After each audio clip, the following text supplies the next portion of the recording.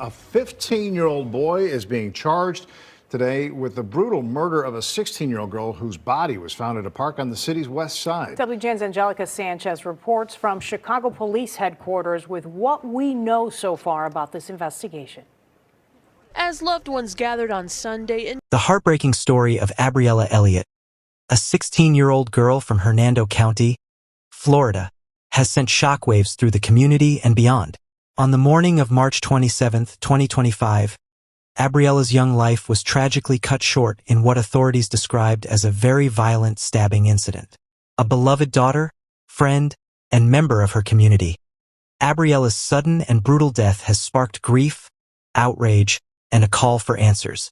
The tragedy unfolded when a hiker discovered Abbriella's lifeless body on a trail within the Cypress Lakes Preserve, a peaceful natural area that would soon become the center of a harrowing investigation.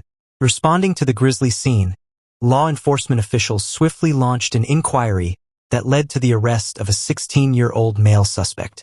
As the investigation progressed, it became clear that this was not a random act of violence, but one that may have been rooted in a past relationship between Abbriella and the accused. Her untimely death has raised critical questions about teen safety, emotional health, and the warning signs of interpersonal violence among youth.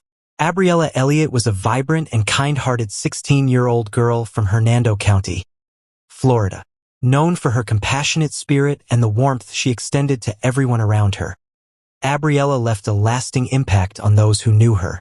Family, friends, and members of the community have described her as someone who carried a light within her, a young woman full of promise, joy, and genuine kindness. Her presence brought comfort and positivity, making the news of her death all the more devastating to those who loved her. Abbriella lived with her family in Hernando County, where she was actively engaged in school and community life. Her days were filled with the typical experiences of a teenager: classes, friendships, dreams for the future, until her life was abruptly and tragically cut short. The suspect in this tragic case is a 16-year-old boy, whose identity has not been released due to his age. According to Abbriella's family, the boy was her ex-boyfriend, which has added a deeply emotional layer to an already horrific crime. While authorities have yet to disclose full details about the nature of their relationship or any prior incidents between the two, it is clear that this was not a case of random violence. Instead, it appears to be a deeply personal and calculated act, now under investigation by both local law enforcement and the wider community seeking justice for Abbriella. Welcome to LAT True Crime Stories, where we go beyond the headlines to examine real cases and extract valuable lessons that could save lives. Before we continue, I want you to take a moment to support us. Like this video to help spread awareness. Share it with someone you love, because conversations about safety and awareness can make a difference. Subscribe for more true crime deep dives and important social issues. Bell turn on notifications so you never miss an update. Now let's get back. In the early morning hours of March 27, 2025, the events that led to Abbriella Elliott's tragic death began to unfold. According to a witness statement provided to law enforcement, Abbriella left her home around 1:30 a.m. to meet someone who would later be identified as the suspect in her murder. Though the nature of their communication or what motivated this late-night meeting remains under investigation, it is widely believed that she intended to meet the 16-year-old male suspect, who was reportedly her ex-boyfriend. Later that day, a hiker making their way along a trail near Cypress Lakes Preserve made a horrifying discovery. Approximately 50 to 100 feet into the wooded area off the trail, the hiker stumbled upon Abbriella's lifeless body. The scene prompted immediate police response, and the area was quickly cordoned off for forensic examination and evidence collection. Authorities soon revealed that Abbriella had been the victim of a very violent attack. She had been killed using an edged weapon, though officials have not yet specified the exact type. What made this crime even more disturbing was the nature of the violence. It was not only brutal, but appeared deeply personal and emotionally charged. Investigators described the killing as passionate, suggesting that the attacker may have acted out of intense emotion rather than detached calculation. The sheer brutality of the assault left both the community and law enforcement shaken, reinforcing the urgency of bringing justice to Abbriella and her grieving loved ones.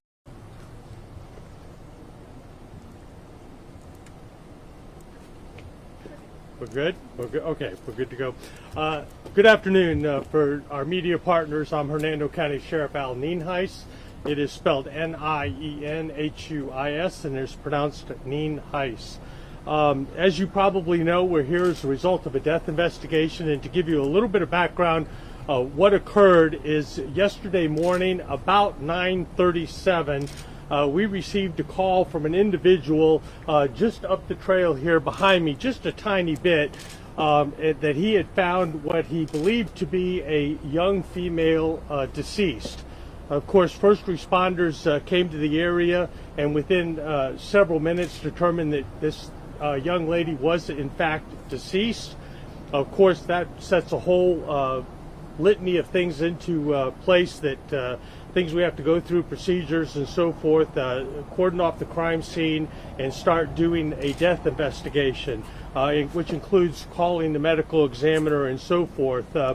Probably within the first hour or two, we were fortunate because we certainly did not have this individual identified, but somebody did come forward and say that a young lady, a juvenile, was missing, and that person believed that this might be that individual. Again, when the medical examiner came here and we started processing the scene, it was evident fairly quickly that it was a very suspicious death, likely the cause of homicidal violence. That obviously got the detectives involved, both our major case detectives, property crimes detectives, and others, as well as community policing and forensics and crime analysis, all jumped in and started working this case.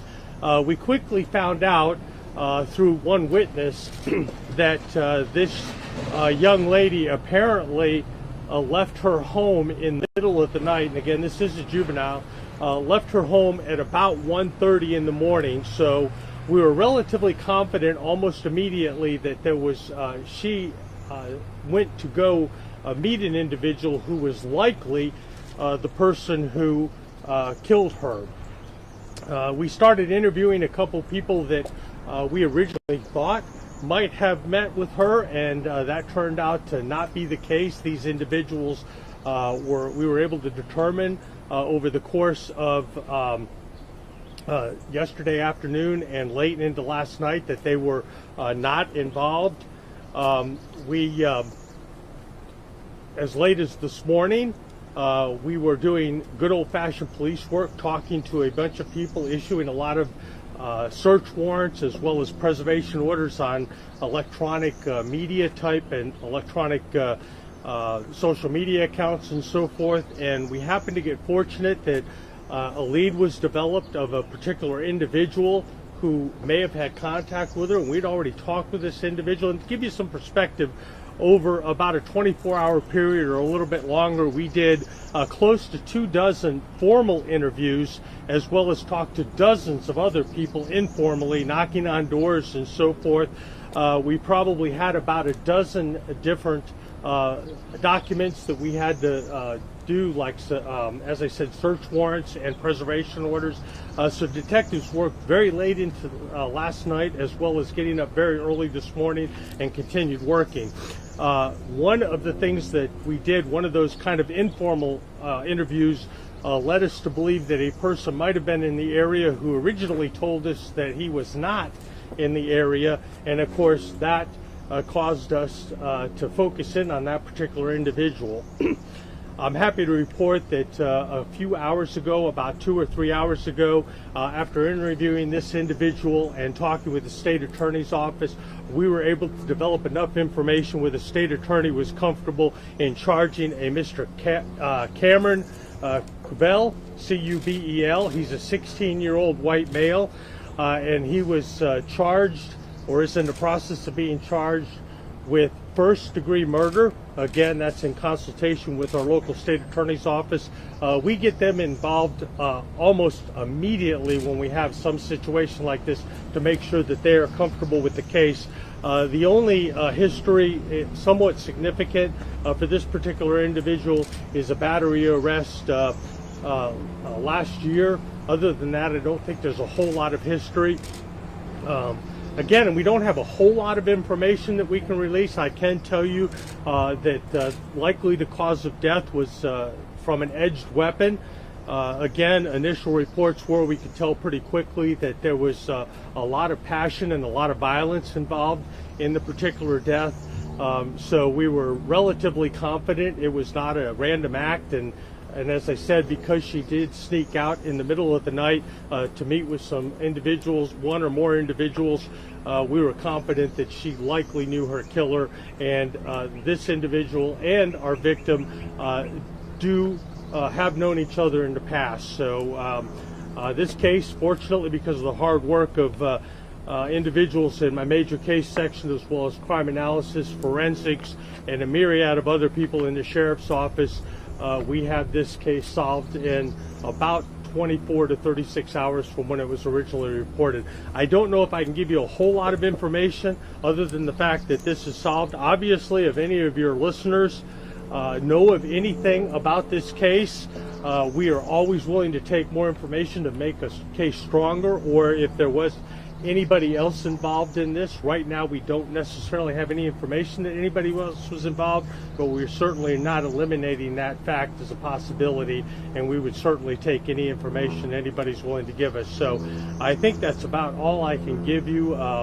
Lieutenant Drew's here, my major case lieutenant, and maybe we could answer a couple questions for you. Again, we don't have a whole lot more than what I've already given you, but Sheriff, what can you tell us about the victim in this case, either name, her age, where she may have gone to school? I can tell you that it is a juvenile female, but that's all I'm going to release because of Marcy's Law. Again, I can tell you that she did leave her house in the middle of the night, and we believe that the encounter, the murder occurred sometime not long after that. And what was the previous relationship between the two? Well, again, if I talk too much about the relationship, it might give information about who the victim was. And again, we are not at liberty to give that, but suffice it to say, they were not strangers. That's about all I can say. Who reported the juvenile missing and when? She actually was not reported missing prior to us finding the body. The person who came forward, was that a parent that came forward who said this? Again, if I talk too much about it, I don't want to give away too much information, but somebody did, because of what was going on here at the scene, somebody approached us and said, we believe it might be a particular individual, and it did turn out.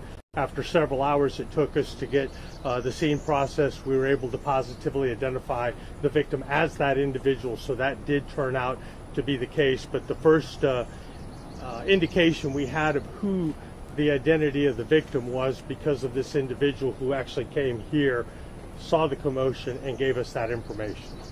Do you believe the murder took place here, or did it take place somewhere else?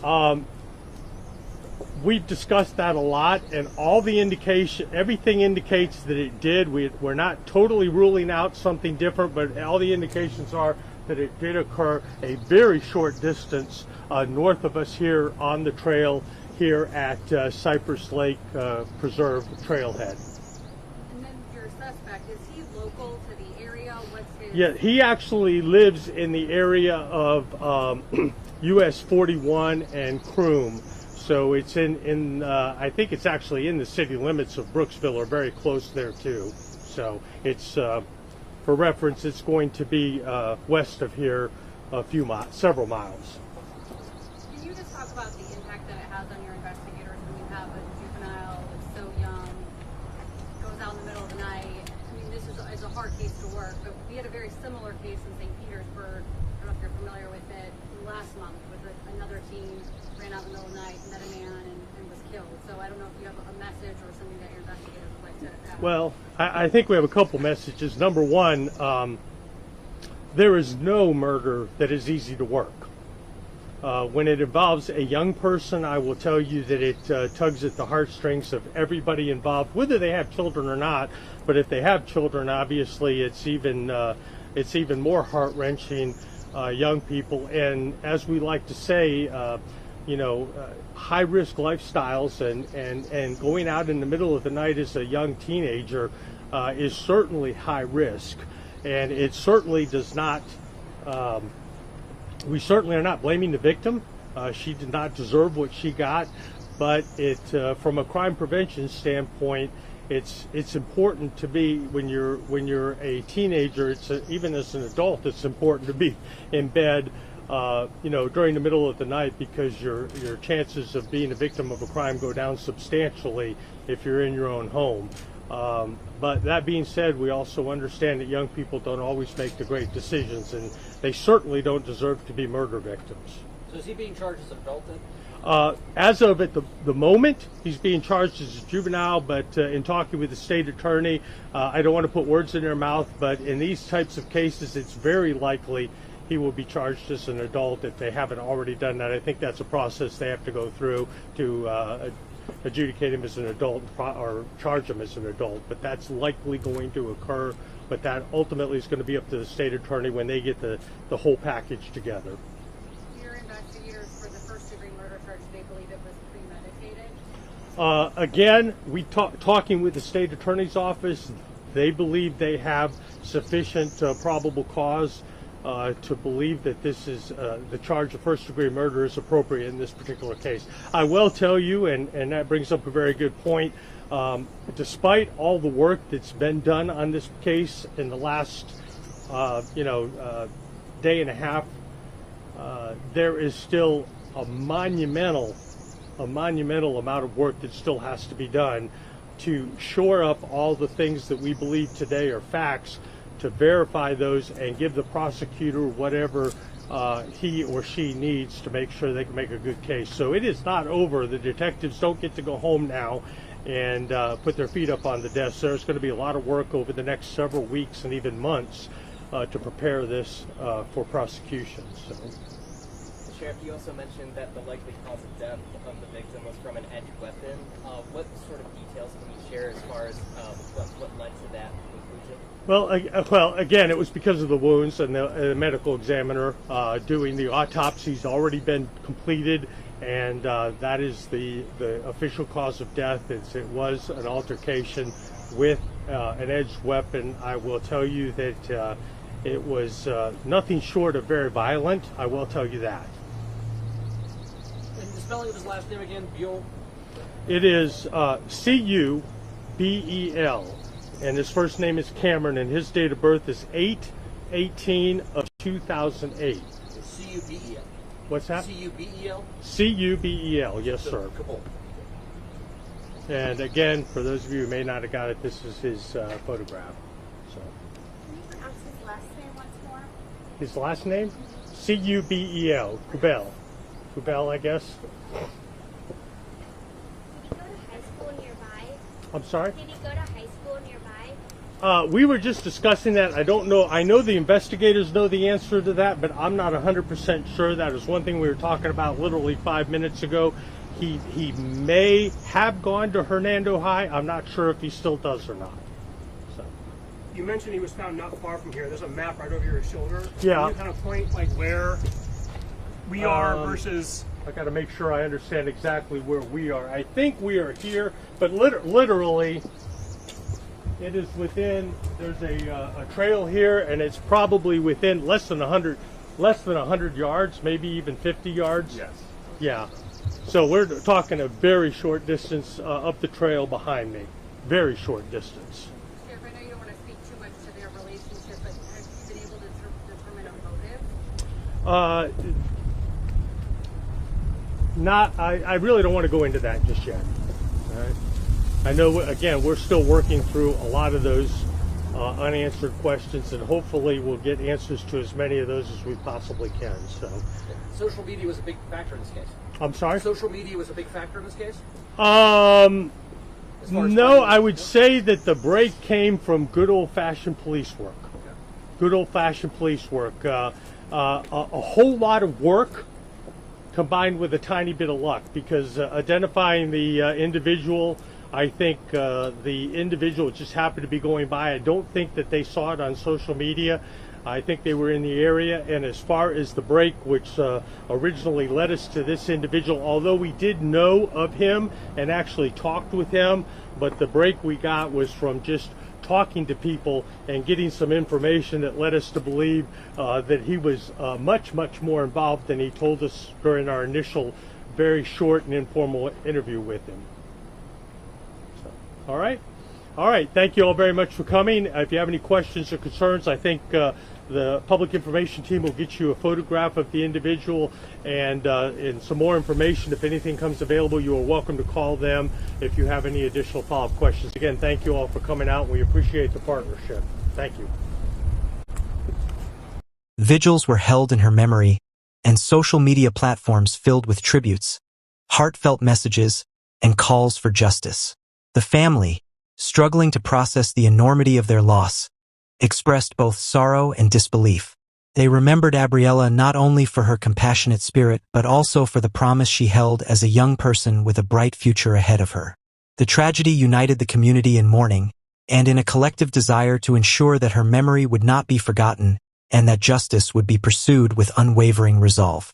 The investigation into the tragic death of Abbriella Elliott progressed rapidly, leading to the arrest of a 16-year-old male suspect believed to be responsible for the violent attack.